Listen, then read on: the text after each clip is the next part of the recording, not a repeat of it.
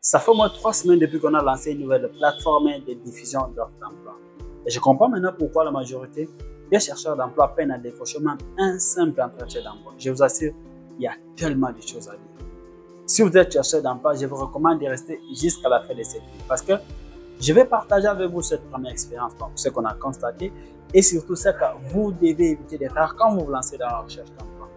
Je vais également partager quelques astuces qui vont vous aider à réussir votre recherche d'emploi. Si vous ne me connaissez pas encore, je suis Cicero Boudinda, consultant digital, formateur et cofondateur de Creative Digital. Grâce à Creative Digital, ça fait aujourd'hui plus de 5 ans que nous accompagnons les entreprises en leur proposant des solutions numériques sur mesure et en formant de nouveaux talents au métier du numérique. C'est grâce à cette expérience que nous avons décidé aujourd'hui de lancer la nouvelle plateforme de diffusion d'offres. Parce qu'en travaillant avec les entreprises évoluant dans le domaine des recrutements, nous avons constaté qu'il y avait un gros souci concernant la diffusion d'offres. Alors, pendant ces 3 premières semaines, voici ce qu'on a constaté exactement. De nombreux chercheurs d'emploi se retrouvent confrontés à divers obstacles qui entravent leur recherche. Parmi ces difficultés, des problèmes majeurs reviennent souvent. Problème numéro 1, c'est l'utilisation des canaux inappropriés pour envoyer les candidatures.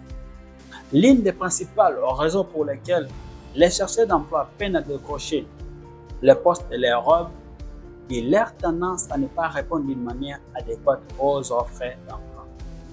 Nous avons constaté que dans la plupart d'offres d'emploi publiées sur notre site web ou encore sur nos réseaux sociaux, les candidats se contentent tout simplement de commenter « Je suis intéressé par cette offre ». Ou pire encore, les candidats envoient les CV via WhatsApp, Instagram ou Facebook, ce qui n'est pas du tout bon. Ce que vous devez savoir, généralement, les recruteurs reçoivent entre 50 à 200 candidatures pour une offre publiée sur toutes les plateformes.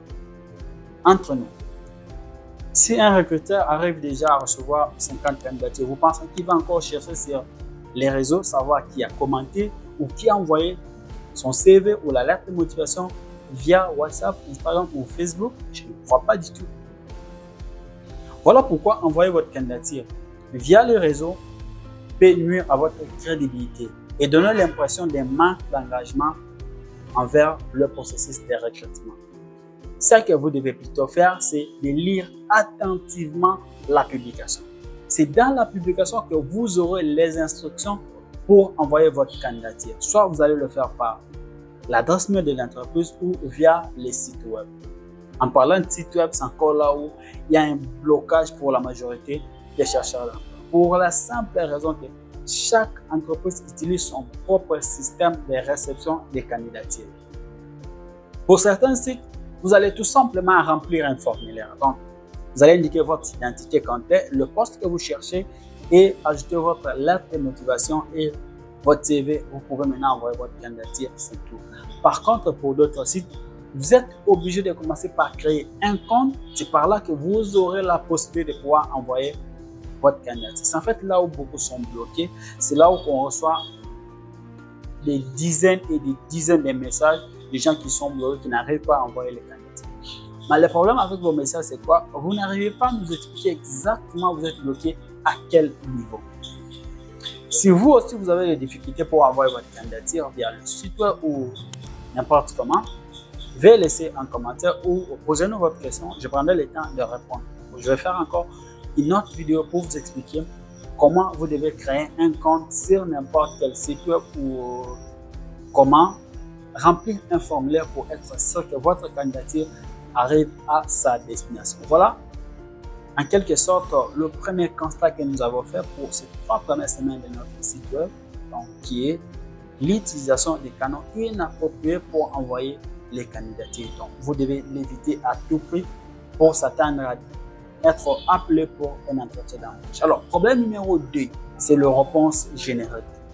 Un autre obstacle auquel sont confrontés de nombreux chercheurs d'emploi, trop souvent les candidats envoient des réponses génériques qui ne reflètent pas leur réelle motivation et qui ne mettent pas en avant tout ce qu'ils ont comme qualification. Voici ce que fait la majorité des chercheurs d'emploi. S'ils trouvent 2 ou 3 offres d'emploi, par exemple responsable logistique, comptable ou encore responsable des finances, il va directement au cybercafé rédiger son CV tout en mettant en avant tout ce qu'il a comme compétences et tout ce qu'il a comme expérience, ce qui est tout à fait normal. Et après, il va récupérer le même CV, il va l'envoyer pour tous ses postes. C'est là où commencent les problèmes. Vous devez savoir une chose, l'entreprise a des besoins spécifiques pour chacun de ses postes.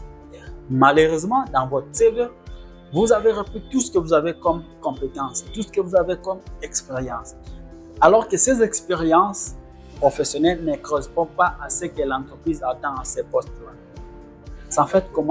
C'est comme ça que beaucoup de candidatures sont écartées. Cette approche peut conduire à un manque d'attention de la part des recruteurs et réduire vos chances d'être appelé pour un entretien d'embauche. Pour optimiser vos chances, voilà ce que vous devez faire. Vous devez personnaliser chaque candidature en fonction des besoins de l'entreprise. Donc, vous devez démontrer clairement en quoi tout ce que vous avez comme expérience, tout ce que vous avez comme compétence correspond à ce que l'entreprise cherche à ces postes-là. Si vous allez aujourd'hui dans notre site web, toutes les offres ont ce qu'on appelle un job description ou description de poste en français. C'est quoi un job description? C'est tout simplement un document qui décrit les principaux éléments d'un poste de travail, c'est-à-dire les responsabilités, la mission et compétences que l'entreprise cherche à ces postes-là. C'est grâce à ces informations que vous allez personnaliser votre candidature, donc votre CV et votre lettre de motivation.